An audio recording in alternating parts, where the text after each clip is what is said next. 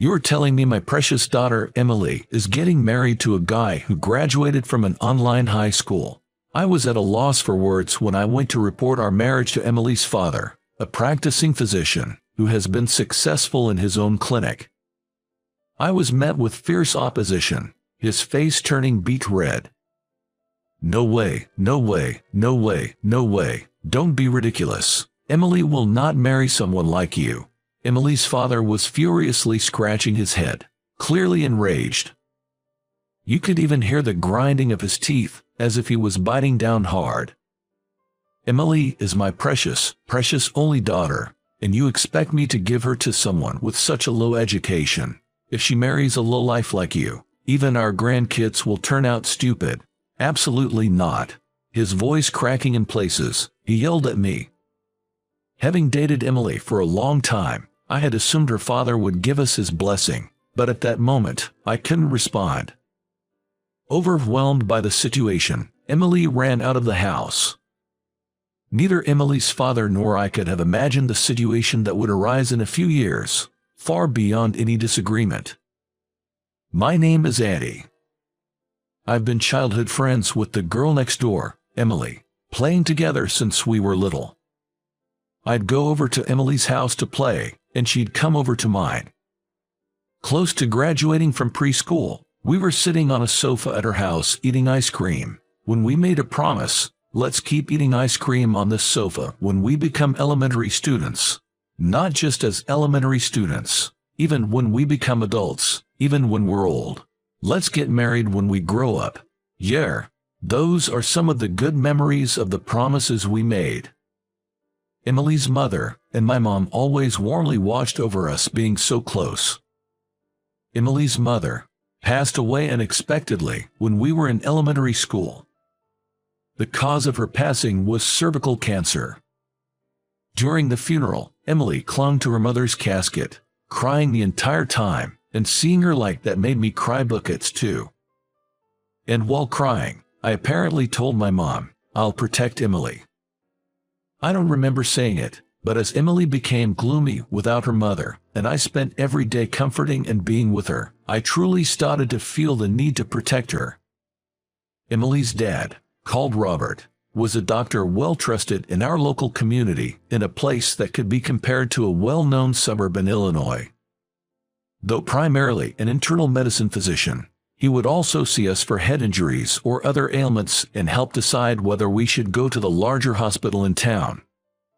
But usually, his treatments and medicine did the trick. Ever since I was born, for vaccinations during preschool and for the slightest cough or stomachache, I was taken to Robert. I hated shots and always cried, but since Emily was by my side, they would have us get vaccinated together. Those are now fond memories. When Emily and I reached our junior year in middle school, we started studying together daily at her house, planning to go to the same high school. Emily had a housekeeper named Mrs. Brown, who took care of everything for Robert, who was too busy with his practice. This allowed Emily to focus fully on her club activities and entrance exam preparations. Mrs. Brown would make us sweet treats as a snack, and it was so delicious and comforting, a perfect treat for our study sessions.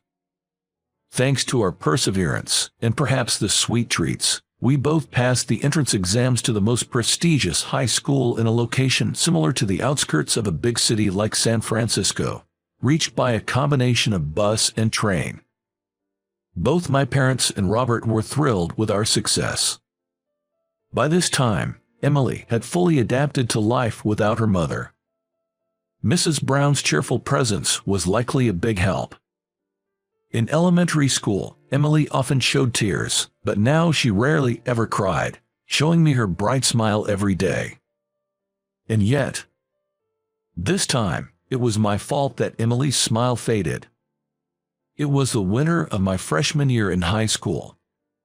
I went to Robert's place to get her flu shot, and as I was leaving, he called me back and made me sit in the examination chair again. He carefully palpated around my neck and under my arms. "I hope I'm just overthinking this, but your lymph nodes seem a bit swollen. En route, you should go to the city hospital with your mom." Robert's face was unusually serious, and I managed to suppress the rising anxiety as I went home. Then, on the following Monday, with the referral letter in hand, I went to the city hospital, and I was diagnosed with malignant lymphoma. Malignant lymphoma, not an easy illness to overcome. No, it wasn't even clear if I could get better. I decided to quit high school and focus on treatment. At first, I was just scared of the stark outline of life that had suddenly become so clear to me. In the days from the discovery until hospitalization, I was so afraid of the passage of time that I stayed in my house with the curtains closed. Emily just sat by me without saying anything, just being there. I might lash out at you because of my state of mind. Please go home. Even when I told her that, Emily didn't leave. It's okay to take it out on me as much as you need. You shouldn't be alone right now, Auntie. Emily, who I thought was just a kind girl, had become a strong woman before I knew it.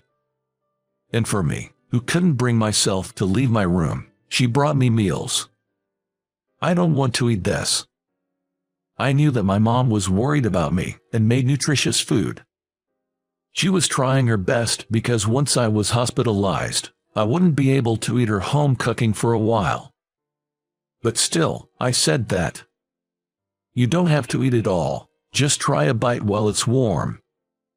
Emily said that and scooped a spoonful of the cream stew my mom had made and offered it to me. I don't want it, I said, even as I was crying. Then Emily forced the stew into my mouth. The taste of that stew was sweeter, creamier, and more vegetable-flavored than any I'd had before. It was just the best. Before I knew it, I was clutching the spoon, crying, and had finished the entire plate. Emily. What is it? Emily, I will definitely come back. I'll get better for sure. When I'm discharged, please let me eat your stew. Okay, I'll learn how to make stew from your mother, so I can cook something really tasty for you, so you have to get better and come back home. Saying that, Emily hugged me. We cried and held each other tightly. I couldn't break the promise I made with Emily. I swore in my heart that I would overcome any treatment. But as I swore, the treatment for lymphoma was no small ordeal. The drugs wreaked havoc on my organs, and radiation therapy made my hair fall out. Especially hard was when a patient in the same room had a sudden change and didn't come back. The thought of possibly ending up like that myself one day. It was terrifying beyond words. Through all my anxiety, Emily was still by my side. After her club activities, she would visit me in the hospital every day, and we would spend time together in the lounge until the visiting hours ended. She talked about what happened at school today, how Robert was worried about me, and even the love stories of our classmates. Although I had to drop out of school, I felt like I was still attending because Emily shared stories with me every day. This went on for a while. Thanks to the doctors and nurses, my illness gradually improved. It took quite some time, and by then Emily and the others were already in their senior year of high school, so my dream of returning to school seemed out of reach, but I was filled with joy that I was nearing remission. Next to Emily, who came to the lounge, I decided to study as well. My studies had come to a halt after freshman year of high school, so I was starting over from that point, but it turned into days where Emily and I would study together every day. Whenever I didn't understand something, Emily would explain it to me. If Emily didn't understand it either, I would write a letter to my old high school teachers. Despite the fact that I had already left the school, every teacher would kindly write out explanations and hand them to Emily. Everyone was rooting for me. Feeling this support made my passion for studying, which had been fading, reignite. The day I was discharged from the hospital and returned home had arrived. For dinner, Emily, who had learned the recipe from my mom, made a creamy chicken stew. Remembering the stew from when I was hospitalized, Emily, my parents, and I couldn't stop our tears. Even after starting rehab at home and being declared in remission, it wasn't smooth sailing, but it was definitely easier than when I was hospitalized. Emily decided to become a nurse, influenced by my time in the hospital. She was inspired by seeing the nurses working as key players in the hospital. Watching Emily work hard at nursing school, I decided to attend a correspondence high school. I aimed to get the qualifications for university admission and, if possible, I wanted to become a doctor. Now that I was getting better, I felt a strong desire to heal sick people, just as I had been. Once I started at the correspondence high school, I studied fiercely. Emily was still by my side, reviewing what she learned at school that day, while I worked on past university entrance exams. I knew that other guys my age already had cars and motorcycles, taking friends out for drives, or treating them to meals at fancy restaurants with money they earned from part-time jobs. I felt apologetic for being an exam student at this time, but Emily didn't seem to care about it. "Let's progress at our own pace. I'm happy enough just seeing you getting better," she would say. And then, the spring when Emily graduated from nursing school, I was accepted into the medical school at a university in New York. I really wanted to take her to New York with me, but Emily had secured a job at the hospital where I had been admitted. "Study as much as you need to. I'll wait for you, no matter how long it takes." Those were Emily's words as I boarded the train headed for New York. "I will definitely come back here." Looking into her eyes, I promised her firmly. Although we had been physically apart during my hospitalization, we had been close in distance, but now I would be in New York, starting a new chapter away from Emily, with whom I'd spent nearly every day since we were small. Was unnerving. But I took the memories of our time together and sank into the express train seat. I would become a doctor in New York, and then surely return to my hometown. I'd become a doctor like Robert. Holding both hands tightly, I felt my familiar town getting farther away. Years passed. I passed my medical licensing exam without a hitch. After finishing my residency, I returned to my hometown. Of course, I stayed in touch with Emily while I was in New York, and we met up during the long breaks, but now we can be together all the time again. Closer than ever before. Because this spring, we decided to get married. I stepped off the high-speed train and transferred to a local line. Straight from the station in my hometown, I dropped by Emily's place. "It's Andy. I came back home today." I was greeted by the housekeeper, Mrs. Brown. "I heard the news. Andy, you're getting married to Emily, aren't you? Congratulations. You two have been through a lot, but you've overcome it together. Truly, congratulations," Mrs. Brown said, tears of joy streaming down her face. "Yes, a lot has happened," Emily said with a gentle smile. "Sorry for making you feel lonely. But I won't be away anymore, except for nights when I'm on call. That's nothing, just a moment compared to when you were in New York," Emily joked, and the three of us laughed together. We relaxed, drinking tea Mrs. Brown had made, waiting for Robert to come home. Once he arrived, I would give my marriage greeting, and then the four of us would laugh together over Morty. That was my intention. Emily getting married to you. Robert. Having been with Emily all this time, it never crossed my mind that Robert would oppose us now. I was caught off guard and lost for words. "No way, no way, no way, no way, don't be ridiculous. I won't let Emily marry you," Robert raged, scratching his head in fury. "Emily's." He clenched his back teeth after saying that. I could hear the grinding sound. "She's my precious, precious only daughter. How could I give her to someone with such a low education? Your kids would turn out to be fools." "Absolutely not." Robert's voice broke in places as he shouted at me. I realized something was wrong.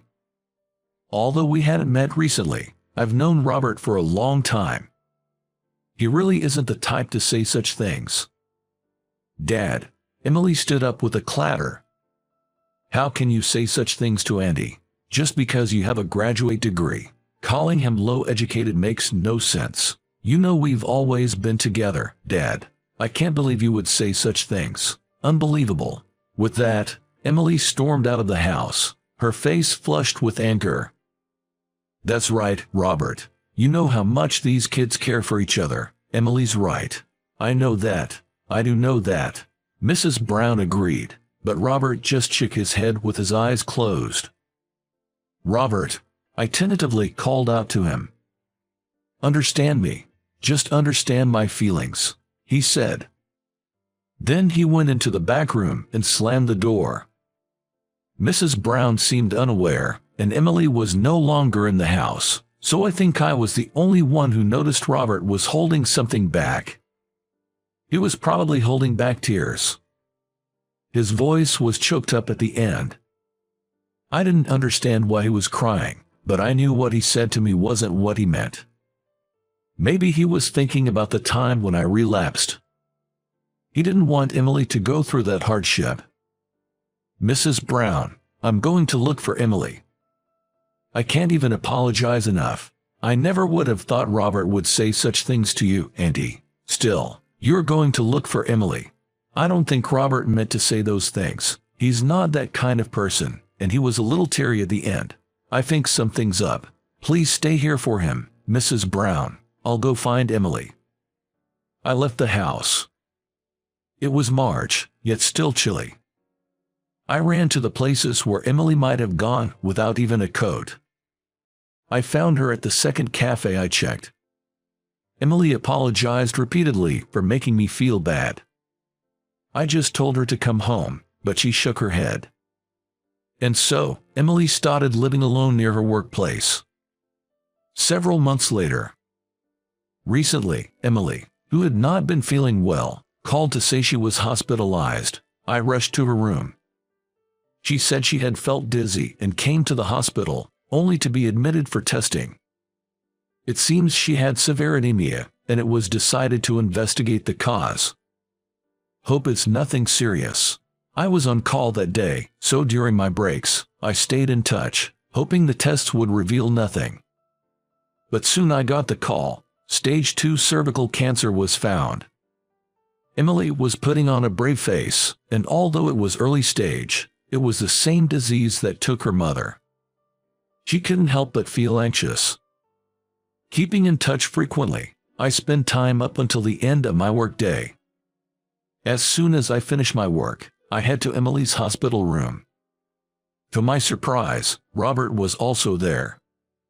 Emily, since that marriage proposal, I hadn't really had a proper conversation with Robert, but none of that mattered now. I rushed to Emily's bedside. What, it's you. You're still here with Emily, aren't you? It's because of someone like you that she got sick.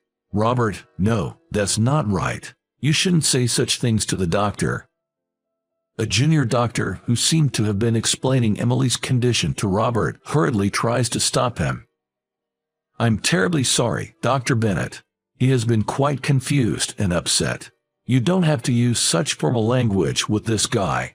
No, Robert. This is Dr. Bennett. He graduated from a prestigious medical school in New York and went on to specialize in surgery. He's one of the top young doctors at this hospital and has successfully performed many cancer surgeries. It's said that you're in safe hands if Dr. Bennett is in charge. He's that kind of doctor. This guy, a doctor, a surgeon who graduated from a prestigious university in New York. Robert stood frozen as he looked at me. That's right. After graduating from a correspondence high school, I too became a doctor in New York. Now, I'll be the primary physician for Emily. I will ensure the surgery succeeds, even if it costs me my life. Please, entrust Emily to me. For a moment, Robert's eyes darted about in shock. Dad. And he studied hard and made it into the competitive science program at a prestigious university in New York. And he really excelled at the university and became a doctor. I want Andy to perform the surgery. I don't want it any other way. Emily said softly. Robert, I've performed many surgeries for cervical cancer, I want to provide Emily with the best treatment possible. Could you please entrust me as her primary physician? Andy. Snapping back to reality, Robert took my hand. I couldn't protect her. I regret every day that if I had paid more attention, I could have discovered her illness sooner. And now, to have Emily stricken with the same disease. When you told me about your intention to marry Emily, I said terrible things to you. It wasn't what I truly felt.